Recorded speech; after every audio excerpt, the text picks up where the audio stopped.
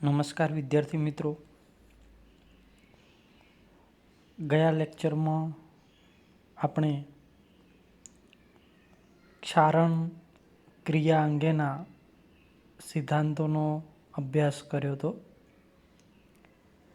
જેમાં આપણે જુદા જુદા સિદ્ધાંતો જોયા હતા, જેવા કે ક્ષારણ એસિડ સિદ્ધાંત, ધાતુ અને ઓક્સિજન વચ્ચે થતી રાસાયણિક પ્રક્રિયા સિદ્ધાંત, જંતુ સિદ્ધાંત, કલીલ સિદ્ધાંત અને પેરોક્સાઇડ સિદ્ધાંત. આપણે આ જે બધા સિદ્ધાંતો જોયા ક્ષારણની અંદર, એ સિદ્ધાંતો એ ક્ષારણ પ્રક્રિયા કઈ રીતે થતી હોય છે એના ઉપર હતા, પરંતુ દરેક સિદ્ધાંતની કંઈક ને કંઈક મર્યાદા હતી અને આ મર્યાદાને લીધે આપણે એવું કહી શકીએ કે જે ક્ષારણ છે એ આ સિદ્ધાંતો દ્વારા સમજાવી શકાતું નથી. આમ કોઈ પણ સિદ્ધાંત દ્વારા બધી જ રાસાયણિક પ્રક્રિયાઓ કે બધા જ પ્રકારના ક્ષારણ સમજાવી શકાતા નથી.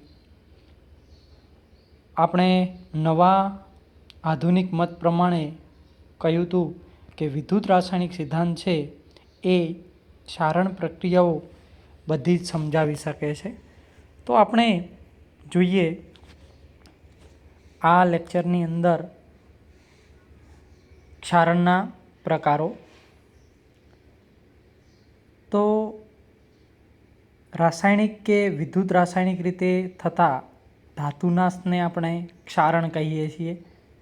ક્ષારણના મુખ્ય બે પ્રકાર છે, એના સિવાય બી બીજા પેટા પ્રકાર છે જે આપણે પાછળ ભણીશું, પરંતુ એના મુખ્ય બે પ્રકાર છે. એક છે રાસાયણિક ક્ષારણ અથવા તો એને શુષ્ક ક્ષારણ, જેને ઇંગ્લિશમાં કહેવું હોય તો કેમિકલ કોરોઝન ઓર ડ્રાય કોરોઝન, અને બીજું છે વિદ્યુત રાસાયણિક ક્ષારણ અથવા તો આંદ્ર ક્ષારણ, જેને આપણે ઇલેક્ટ્રોકેમિકલ કોરોઝન અથવા તો વેટ કોરોઝન તરીકે ઓળખીએ છીએ. આ બંને જે ક્ષારણ છે ડ્રાય અને વેટ, એનું આપણે શરૂઆતના પહેલા લેક્ચરની અંદર જ વ્યાખ્યા જોઈ હતી, અને ત્યારે એવું મેં કહ્યું હતું કે આપણે પાછળથી આને ડીપમાં અભ્યાસ કરીશું. તો હવે આને થોડુંક વિસ્તૃતપૂર્વક જોઈએ. આપણે શરૂઆતમાં પહેલા લેક્ચરમાં કહ્યું હતું કે રાસાયણિક ક્ષારણ અથવા તો ડ્રાય કોરોઝન કોને કહીએ તો કે ધાતુ અને અધાતુ વચ્ચે પ્રત્યક્ષ રાસાયણિક ક્રિયા થતી હોય, અને પ્રત્યક્ષ રાસાયણિક ક્રિયા થઈ ધાતુનું ક્ષારણ થતું હોય તો એને ડ્રાય કોરોઝન કહેવાય. અને વિદ્યુત રાસાયણિક ક્ષારણની અંદર આંદ્ર ક્ષારણ અથવા એને આપણે ભીનું ક્ષારણ પણ કહીએ, એમાં ધાતુને ઓગળીને માધ્યમના પાણીમાંથી કે એસિડ દ્રાવણમાંથી હાઇડ્રોજનનું અથવા દ્રાવણમાંની બીજી ધાતુનું વિસ્થાપન કરી ક્ષારણ થાય તો એને આપણે વેટ કોરોઝન તરીકે ઓળખીએ છીએ. હવે આપણે આ બંને ક્ષારણ છે એને સમજવાનો પ્રયત્ન કરીએ. તો પ્રથમ છે રાસાયણિક ક્ષારણ, કેમિકલ કોરોઝન, ડ્રાય કોરોઝન. તો કે જ્યારે પ્રક્રિયક એ પરમાણુ કે અણુ સ્વરૂપે ધાતુ સાથે પ્રક્રિયા કરે, તેમજ ધાતુ અને માધ્યમ વચ્ચે વિદ્યુત ભારનો વિનિમય ન થતો હોય ત્યારે થતા ધાતુના ક્ષારણને આપણે રાસાયણિક ક્ષારણ તરીકે ઓળખીએ છીએ. શું આની અંદર જે પ્રક્રિયકો છે એ મહત્ત્વનો ભાગ ભજવે છે, એટલે કે રાસાયણિક ક્ષારણમાં માત્ર પ્રક્રિયકો હોય છે. એટલે કે આ જે પ્રક્રિયકો છે એ પરમાણુ કે અણુ સ્વરૂપે ધાતુ સાથે પ્રક્રિયા કરે તેમજ ધાતુ અને માધ્યમ વચ્ચે વિદ્યુત ભારનો વિનિમય થતો નથી ત્યારે થતા ધાતુના ક્ષારણને રાસાયણિક ક્ષારણ તરીકે ઓળખવામાં આવે છે. રાસાયણિક ક્ષારણમાં આપણે જોયું કે માત્ર પ્રક્રિયકો જ ભાગ ભજવે છે અથવા તો પ્રક્રિયકો હોય છે. રાસાયણિક ક્ષારણ સૂકી હવા તેમજ ઊંચા ઉષ્ણતામાનવાળા માધ્યમમાં વધુ જોવા મળે છે, જેને આપણે ડ્રાય કોરોઝન પણ કહીએ છીએ. એટલે આ સૂકી હવા તેમજ ઊંચા ઉષ્ણતામાનવાળા માધ્યમમાં વધુ જોવા મળે છે. રાસાયણિક રીતે થતા ક્ષારણમાં ધાતુની સમગ્ર સપાટી પર ક્ષારણ લગભગ એક સમાન રીતે વિસ્તરેલું હોય છે.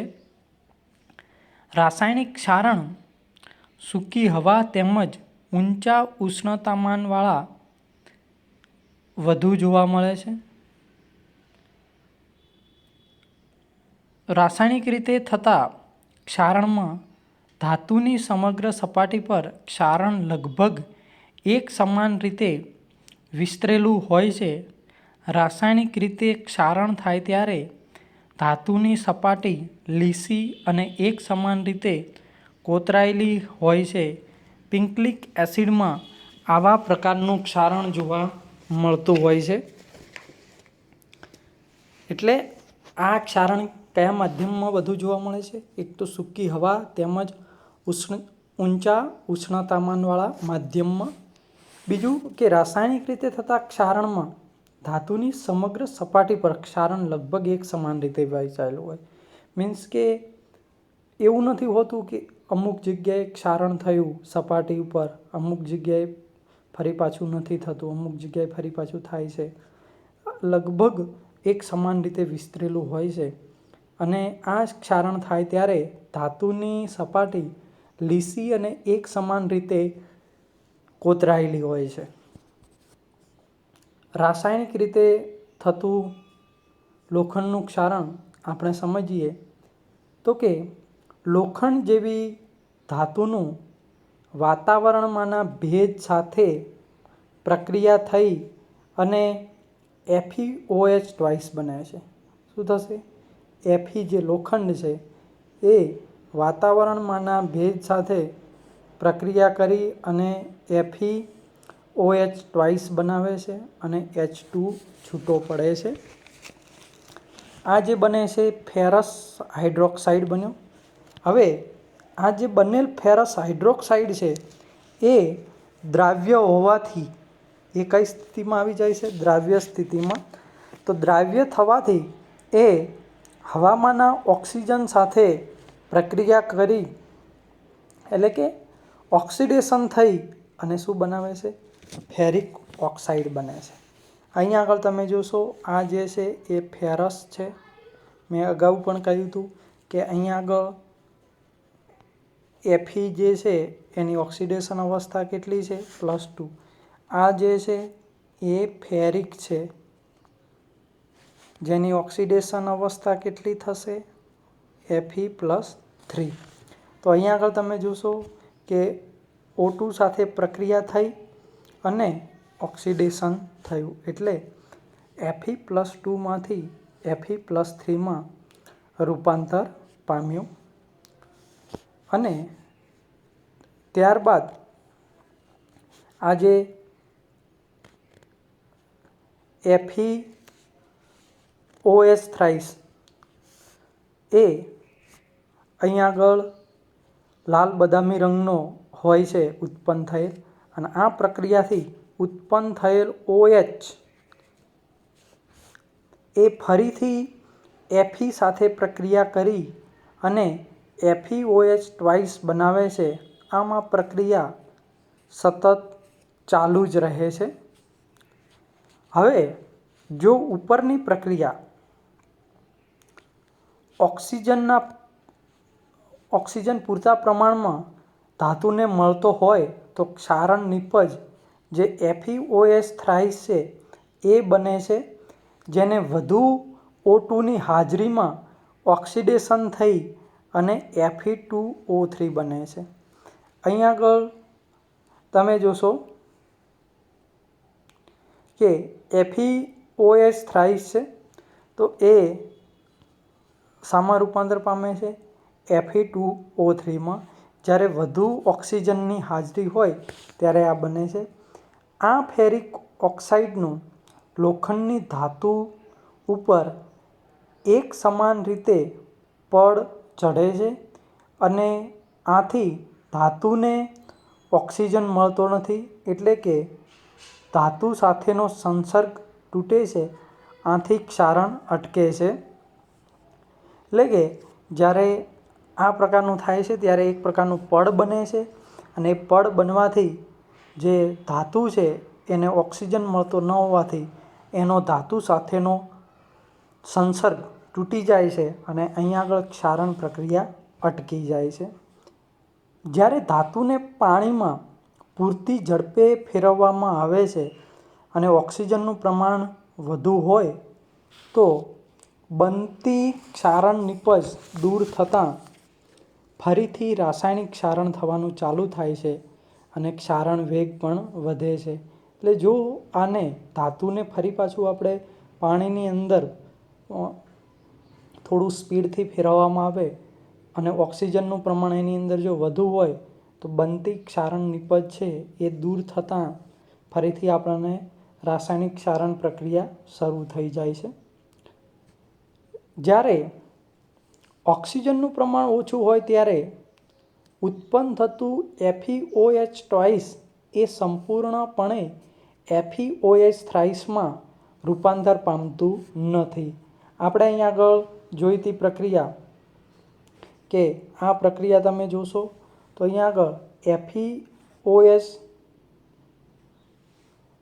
FeOH ટ્વાઇસ છે એ FeOH થ્રાઇસમાં રૂપાંતર પામે છે. પણ ક્યારે?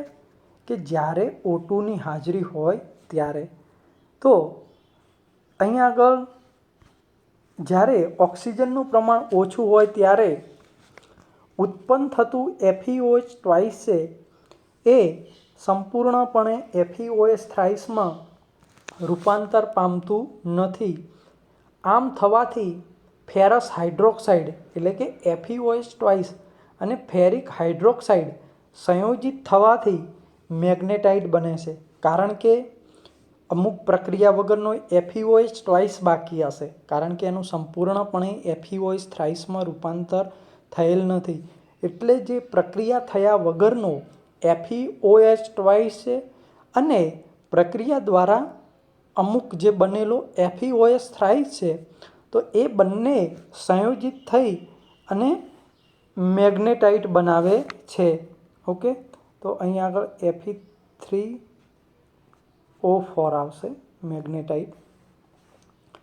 તો આ જે ધાતુની સપાટી નજીકના સંપર્કમાં હોય તો ધાતુ ક્ષારણ માટે રક્ષણાત્મક પડ બનાવે છે અને ધાતુ ક્ષારણ અટકે છે. એટલે કે આ જે પ્રક્રિયા છે એ આગળ આપણે પ્રક્રિયા જોઈ એના ઉપરથી જ છે કે જ્યારે FeOH ટ્વાઇસનું FeOH થ્રાઇસમાં ઓક્સિજનની હાજરીમાં ઓક્સિડેશન થતું હોય છે એ દરમિયાન જો ઓક્સિજનનું પ્રમાણ ઓછું હોય તો FeOH ટ્વાઇસનું FeOH થ્રાઇસમાં સંપૂર્ણપણે રૂપાંતર થતું નથી.